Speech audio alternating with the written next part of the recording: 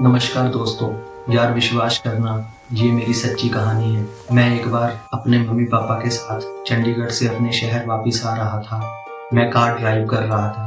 पापा मेरे साथ वाली सीट पे बैठे थे और मम्मी पीछे की सीट पे बैठे थे। हमारे यहाँ एक गांव आता है और इस गांव का एक मोड़ है जो हमारे शहर के रास्ते में पड़ता है। मैंने बहुत लोगों से उस मोड़ की कहानियाँ सुनी हुई थी कि उनकी गाड़ी के सामने रात को चुड़ैल आ गई, पर मैं हमेशा सुन के नॉर्मल रहता था। जैसे सभी लोग किसी न किसी की कहानी सुनते हैं नॉर्मल वे में। लेकिन जब मैं अपनी कार ड्राइव कर रहा था मुझे किसी की स्टोरी याद नहीं आई थी। बस मैं नॉर्मल फैमिली से बातें कर रहा था और वो मोड़ आ गया। मैंने कार स्लो की और मोड़ काट ही रहा था तो अचानक से रास्ते के बीच एक औरत खड़ी थी। मैंने कार थोड़ी साइड करके निकाल दी और मन में सोचने लग गया, ये औरत पागल है क्या? और उसी टाइम मैंने अपनी कार के शीशे के पीछे देखा, पर पीछे वो नहीं थी। मेरा दिल अचानक से जोर से धड़कने लग गया। मैंने अपने पापा से पूछा, आपने उस औरत को देखा? पापा ने बोला, मैंने नहीं देखा। मैंने कहा, आप आगे ही तो देख रहे थे, तो आपने देखा क्यों नहीं?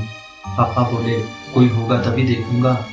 मेरा दिल और तेज धड़कने लग गया और मैं कार ड्राइव करते करते सोचने लग गया, ये कैसे पॉसिबल है। चलो मैं आगे बढ़ रहा था अपनी कार में। अभी तो रात भी नहीं हुई थी, शाम का ही टाइम था, लगभग 6 और 7 के बीच का। और कुछ देर में मेरा घर आ गया। सड़क बनाने का काम शुरू हो गया था तो कार बाहर ही पार्क कर दी। मैं अपने घर के पास पहुंचा और मैंने अचानक से पीछे मुड़ के देखा। मुझे वो औरत फिर गली के कोने में दिखाई दी। जब तक मैं अच्छे से देखता उसने मोड़ काट लिया और वो निकल गई। मैं सोचने लग गया, ये कैसे पॉसिबल है? हम तो कार से आए हैं और ये चल रही थी तो यहाँ कैसे पहुँच गई? मुझे वो बाकी लोगों की कहानियाँ याद आने लग गई कि वो मोड़ वाली चुड़ैल लोगों का पीछा करती है। चलो रात हुई, मैं सोने के लिए अपने बेड पे आ गया। मुझे बीच बीच में उसकी याद आ रही थी। मैं बेड पे लेटा हुआ था। मुझे लगा जैसे मेरे पीछे कोई खड़ा है और मैंने पीछे मुड़ के देखा, कोई नहीं था।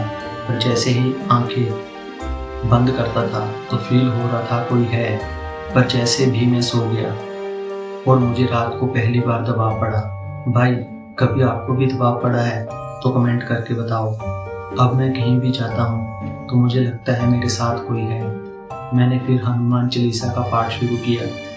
तब धीरे धीरे वो चुड़ैल मुझे दिखाई देने बंद हुई। यार, आप स्टोरी सुन लेते हो और सब्सक्राइब नहीं करते, आज कर दो प्लीज़। आपके भाई को मोटिवेशन मिलेगी। Thanks to all.